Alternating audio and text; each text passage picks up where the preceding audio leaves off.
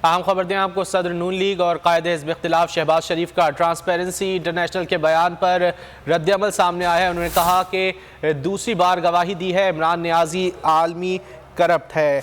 आलमी इदारे की रिपोर्ट फर्द जुर्म है। शहबाज शरीफ की जानिब से कहा गया करप्ट हुक्मरान इस्तीफ़ा दे, मुल्क इनकी लूटमार का मुतहम्मिल नहीं हो सकता। इमरान नियाज़ी की हुकूमत में मुल्क करप्शन में तेज़ी से तरक्की कर रहा है। ट्रांसपेरेंसी करप्शन इंडेक्स में पाकिस्तान का 16 दर्जे नीचे जाना अफसोसनाक है। अफसोस, मौजूदा करप्ट टोले ने सारी मेहनत ज़ाया कर दी। लीगी दौर में पाकिस्तान की रैंकिंग बेहतर होकर 117 पर आ गई थी। करप्शन का शोर मचाने वालों की हर रोज़ चोरियां पकड़ी जा रही हैं। सदर नून लीग और कायद हिज़्ब इख्तिलाफ शहबाज शरीफ का बयान।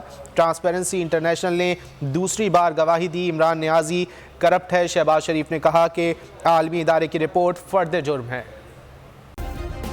सब्सक्राइब करें और बेल दबाएं ताकि कोई खबर रह न जाए।